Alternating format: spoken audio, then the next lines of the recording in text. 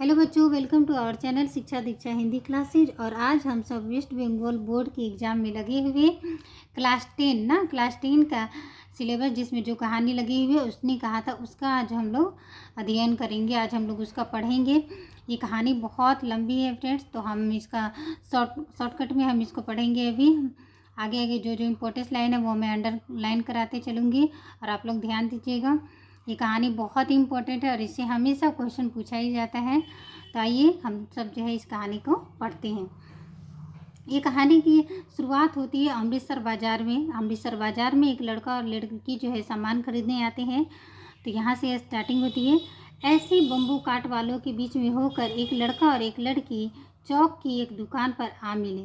उसके बालों और उसके ढीले सूतने से जान पड़ता था कि दोनों सिख हैं। मतलब लड़का और लड़की दोनों क्या है, सिख है। हाँ, वह अपने मामा के केस धोने के लिए दही लेने आया था और यह रसोई के लिए बढ़िया। जो लड़का था वो केस धोने के लिए दही लेने आया था, याद रखिएगा। और यह रसोई के लिए जो लड़की थी वो बढ़िया लेने आई थी। तो क्वेश्चन मैंने देखा था, पूछा हुआ क्वेश्चन है कि लड़का जो है क्या लेने के लिए बाजार आया था और लड़की क्या लेने के लिए बाजार। तो लड़का दही लेने के लिए बाजार आया था और लड़की जो है बढ़िया लेने के लिए आई थी। दुकानदार एक परदेसी से गूंथ रहा था जो शेर भर पीले पापड़ों की गड्डी को गिने बिना हटता न था। तेरा घर कहाँ है? नगरे में। और तेरे? मांझे में। वह कहाँ रहती है? अंदर सी की बैठक में, वे मेरे मामा होते हैं। ऐसा दोनों के बीच में बातचीत हो रहा है। मैं भी मामा के यहाँ आया हूँ, उनका घर गुरु बाजार में है। इतने में दुकानदार निपटा और इनका सौदा लेने लगा। सौदा लेकर दोनों साथ साथ चले। कुछ दूर जाकर लड़की ने मुस्कुराकर पूछा, तेरी कुड़माई हो गई है? इस पर लड़की कुछ आंखें चढ़ाकर धत कहकर दौड़ गई और लड़का मुंह देखता रह गया। दूसरे तीसरे दिन सब्जी वाले के यहाँ या दूध वाले के यहाँ अकस्मात दोनों मिल जाते। इस तरह से दोनों जो है मिल जाते। महीने भर यही हाल रहा। 2-3 बार लड़के ने फिर पूछा, तेरी कुड़माई हो गई? और उत्तर में वही धत मिलता। एक दिन जब फिर लड़के ने वैसी ही हंसी में चिढ़ाने के लिए पूछा तो लड़की की संभावना के विरुद्ध बोली। मतलब लड़की ने जो है आज जवाब दिया, हाँ हो गई। कब? कल देखते नहीं वह रेशम से कढ़ा हुआ सालू। तो लड़की बोलती है कि कल हुई है, देखते नहीं वह रेशम से कढ़ा हुआ सालू। लड़की भाग गई। इतना कहकर लड़के ने घर की राह ली। रास्ते में एक लड़के को मोरी में ढकेल दिया। एक छावड़ी वाले की दिन भर की कमाई खोई। एक कुत्ते पर पत्थर मारा और एक गोभी वाले ठेले में दूध उड़ेल दिया। सामने नहा कर आती हुई किसी वैष्णवी से टकराकर अंधे की उपाधि पाई। तब कहीं घर पहुंचा। मतलब लड़का पूरा गुस्से में वहाँ पे था और उसने ये सब किया है गुस्से में।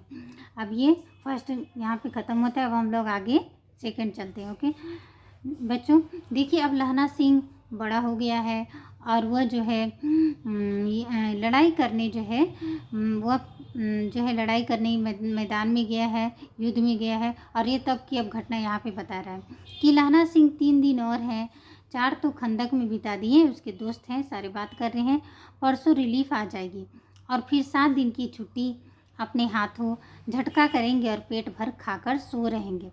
उस फिरंगी मेम के बाग में मखमल की हरी घास है, फल और दूध की वर्षा कर देती है। लाख कहते हैं, दाम नहीं लेती। कहती है तुम राजा हो, मेरे मुल्क को बचाने आए हो।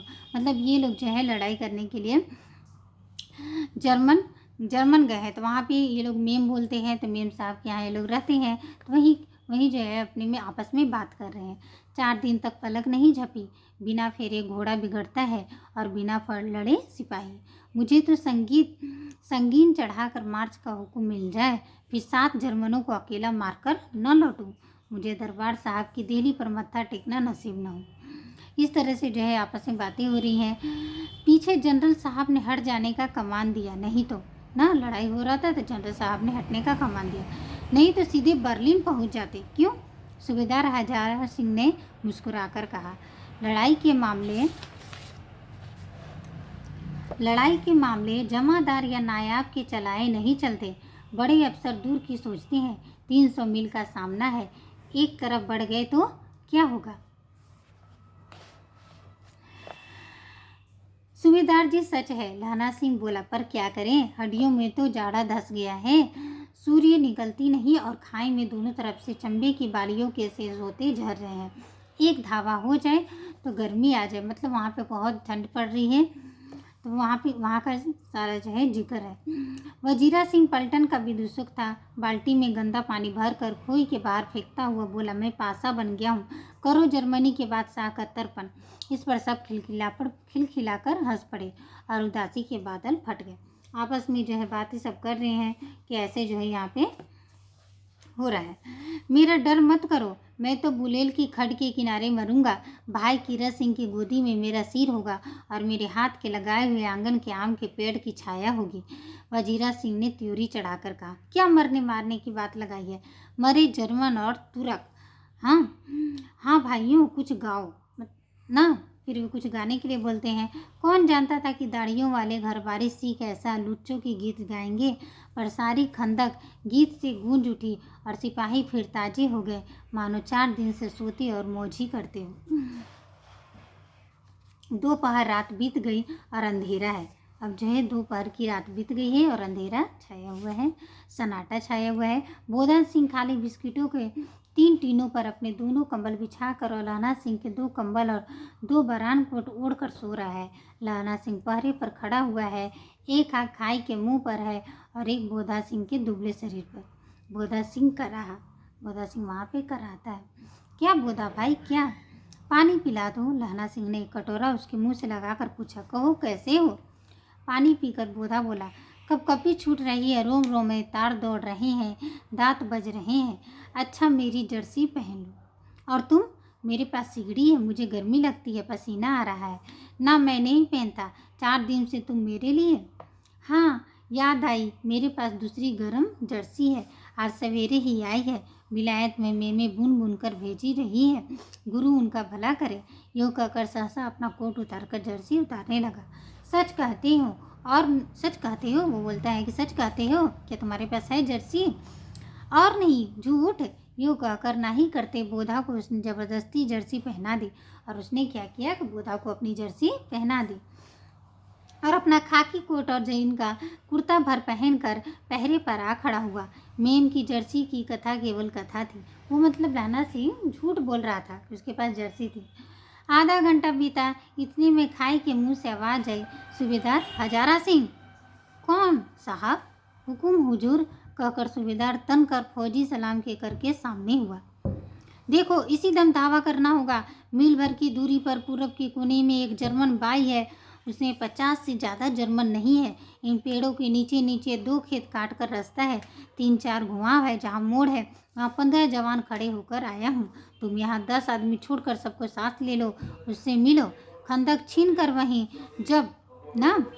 जब तक दूसरा हुक्म न मिले डटे रहो, हम यहाँ रहेगा। तो वे बोलते हैं जो हुक्म। चुपचाप सब तैयार हो गए। बोधा भी कंबल उतार कर चलने लगा। तब लहना सिंह ने उसे टोका। लहना सिंह आगे होता हुआ बोधा के बाप सूबेदार ने उंगली से बोधा की ओर इशारा किया। लहना सिंह समझकर चुप हो गया। पीछे 10 आदमी कौन रहे, इस पर बड़ी हुज्जत हुई। कोई रहना न चाहता था। समझा बुझाकर सूबेदार ने मार्च किया। लप्टन साहब लहना की सीढ़ी के पास मुंह फेर कर खड़े हो गए और जेब से सिगरेट निकाल कर सुलगाने लगे। 10 मिनट बाद उन्होंने लहना की ओर हाथ बढ़ाकर कहा, तो लहना की ओर जो है हाथ बढ़ाकर कहा। कौन कहते हैं कि लप्टन सिंह। हम लो तुम भी पियो। आंख मारते मारते लहना सब समझ गया। मुंह का भाव छिपा कर बोला, लाओ साहब। हाँ, हाथ आगे करते सिगड़ी के उजाले में साहब का मुंह दिखा। बाल देखें तब उसका माथा ठनका। लप्टन साहब, पटियों वाले बाल एक दिन में कहाँ उड़ गए? और उनकी जगह कैदियों के से कटे हुए बाल कहाँ से आ गए? शायद साहब शराब पिए हुए हैं और उन्हें बाल कटवाने का मौका मिल गया है। लहना सिंह ने जांचना चाहा। लप्टन साहब 5 वर्ष से उसकी रेजिमेंट में थे। लहना सिंह जांचना चाहता है कि सच में ही लप्टन साहब ही हैं ना? क्यों साहब, हम लोग हिंदुस्तान कब जाएंगे? लड़ाई ख़त्म होने पर। क्यों? क्या यह देश पसंद नहीं है? मतलब लप्टन साहब बोलते, क्या यह देश पसंद नहीं है? नहीं साहब, शिकार किए मज़े यहाँ कहाँ। याद है 4 साल नकली लड़ाई के पीछे हम अपना जगधारी जिले में शिकार करने गए थे। हाँ, वहीं जब आप खोते पर सवार थे और अपना खानसामा अब्दुल्ला रास्ते के एक मंदिर में जल चढ़ाने को रह गया था। बेशक पाजी कहीं का। सामने से वह नील गाय निकली ऐसी बड़ी मैंने कभी न देखी थी और आपकी ये गोली कंधे पर लगी और पुट्ठे में से निकली। ऐसा अफसर के साथ शिकार खेलने में मजा है। क्यों साहब, शिमले से तैयार होकर उस नील गाय का सिर आ गया था? आपने कहा था कि रेजिमेंट की मेस में लगाएंगे। हाँ, पर मैंने वह विलायत भेज दिया। ऐसे बड़े बड़े सींग 2-2 फुट के तो होंगे। हाँ लहना सिंह, 2 फुट 4 इंच के थे। तुमने सिगरेट नहीं पिया? पीता हूँ साहब, दिया सलाई ले आता हूँ, कहकर लहना सिंह खंदक में घुसा। अब उसे संदेह नहीं रहा था और उसने झट पर निश्चय कर लिया कि क्या करना चाहिए। अंधेरे में किसी सोने वाले से वह टकराया। कौन, वजीरा सिंह? हाँ, क्यों लहना, क्या क़यामत आ गई? जरा तो आँख लगने दी होती। तो आज के लिए इतना ही बच्चों। नेक्स्ट कहानी हम आगे नेक्स्ट वीडियो में बनाएंगे। थैंक यू बच्चों। अगर ये कहानी आपको अच्छी लग रही है पढ़ने में तो आप लाइक शेयर एंड सब्सक्राइब ज़रूर करें।